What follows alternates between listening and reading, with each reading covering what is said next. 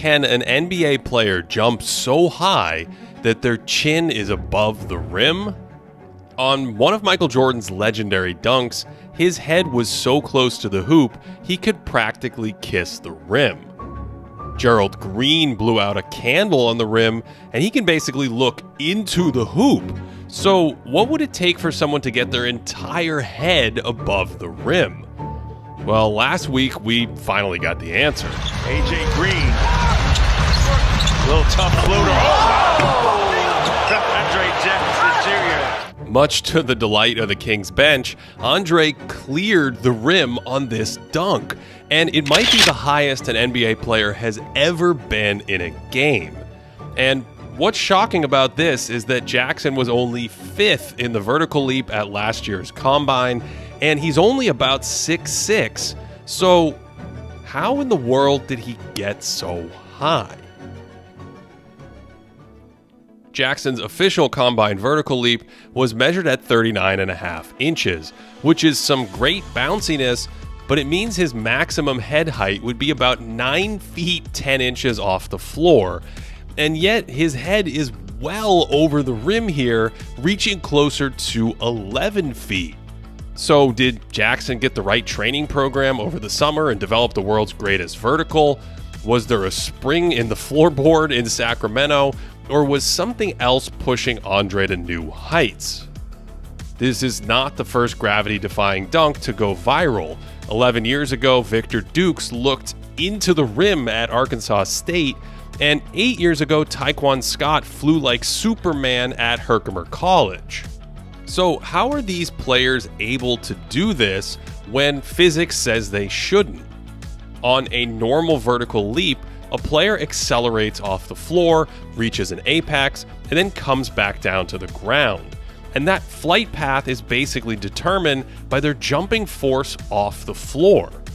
But on this play, Scott's flight path is changed by a teammate jumping into him while he's in the air. In other words, some of his jumping force is transferred to Scott, giving him an extra boost mid-flight. On Jackson's dunk, it wasn't a teammate, but the opponent jumping up and into him well in the air to provide that boost. And this contact can take place on different parts of the body. LeBron's right leg hits Kevin Love's arms here, and Love is bracing himself, and that gives James a little extra lift in the air to go and touch the sky. And we call this lift the Chambers boost, a term coined by J. Kyle Mann to describe this subtle mid-air assist a leaper gets from another player. And it's named after Tom Chambers' legendary 1989 dunk over Mark Jackson, where he uses his knees to springboard off Jackson's chest and jump over him. And even though Jackson wasn't jumping, he's still providing a boost by anchoring himself to the floor. Victor Dukes literally uses his defender as a stool with his foot, but the same physics are in play when a leaper hits someone with their knees or even their arms. In fact, many of the great facials served up in NBA history have a subtle Chambers boost to them, including Blake Griffin's collection of baptisms back in the Lob City Clipper days, where he caught a little boost from his poster victims on the way up. And even when poor Timofey Mozgov came over to take a charge, again, those arms into the midsection provided a little extra hang time to help Blake throw it in the rim.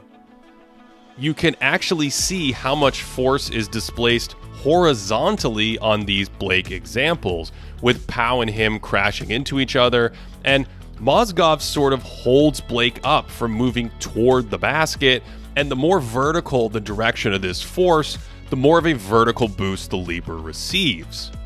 And the boost is subtle but also profound. On a normal Blake Griffin mega dunk, he's in the air for about 0.8 of a second. On the Mozgov dunk, he was up there for 0.9 of a second, and when he crushed Pau Gasol's face, he was airborne for nearly a second.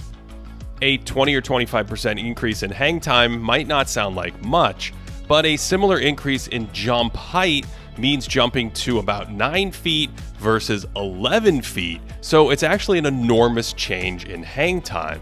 If we go back to Kyle Mann's favorite Chambers boost, Dirk Minifield was in the air for something like 1.15 seconds in 1983.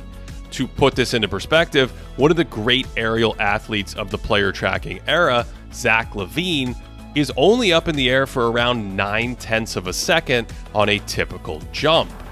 Years ago, Sports Science brought in Jordan Farmar to test out his hang time, and he peaked at just over 0.8 of a second. And that's about how long Michael Jordan was in the air on his famous foul line dunk in the '88 dunk contest. The Chambers boost has actually taken over the dunk contest before, going back to Nate Robinson using Dwight Howard's back as a springboard to launch over him in 2009. Now, that doesn't mean a 5'9" human jumping over a 6'10" person isn't an impressive or visually stunning dunk. We're just observing the phenomenon here. Nate's unassisted dunk over Spud Webb in 2006 still had incredible hang time, but he used that little boost just to clear Howard. Mac McClung is another multi-time winner who loves to boost, only he pushes off the ball, which is being held by a spotter while he stands on the floor. McClung's normal hang time on an unspotted dunk is close to that 0.9 mark because he's an absurd leaper, but he has a hang time of 1.05 seconds on this dunk, and you can see his spotter's neck buckle a little from the extra force Mac gets pushing down into the ball before he scoops it up for the finish.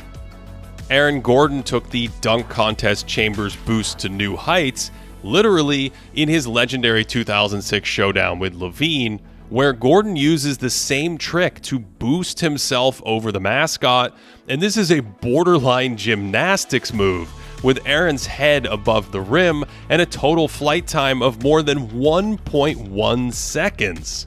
That's more than 30% of the hang time he had on a non-boosted dunk from that same contest. Most Chambers boosts aren't that extreme though. Anthony Edwards takes a page out of Blake Griffin's book, throwing this ball in after he hits John Collins, but he's only slightly higher and with a touch more hang time than his usual all-out unassisted leaps. Two of LeBron's most viral, mind-bending leaping efforts had extremely subtle Chambers boosts. He gets more of a nudge up in the air to jump over John Lucas III, and his eyes look like they were above the rim against Portland after receiving just a subtle bump on the way up that actually turned him around in the air. Even Vince Carter's Olympic dunk has a little forearm assist on the way up as he stuffed poor Frederick Weiss into the annals of basketball history. Until last week, my collection of Chambers boosts was limited to dunks. There was this one time that Shannon Brown caught a bump blocking Mario West, but these would almost always be fouls like this, and so you don't really see Chambers boosts on defense. But then this happened. Minnesota three-point lead. He missed it. Pacers are not going with a timeout. They advance the ball.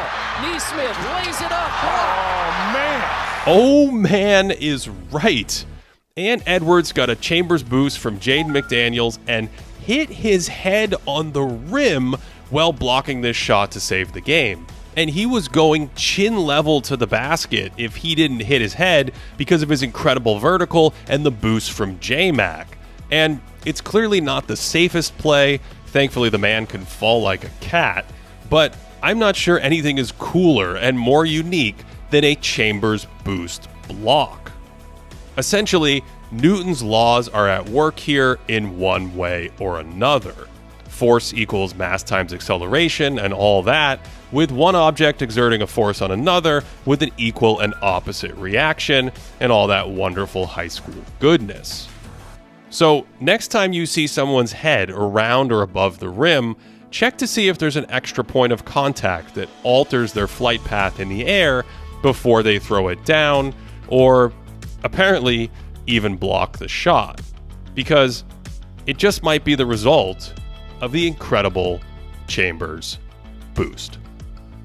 There was actually a video game called Lakers vs. Celtics that gave Tom Chambers a double clutch unstoppable dunk from like the 3-point line because of this famous Chambers boost dunk.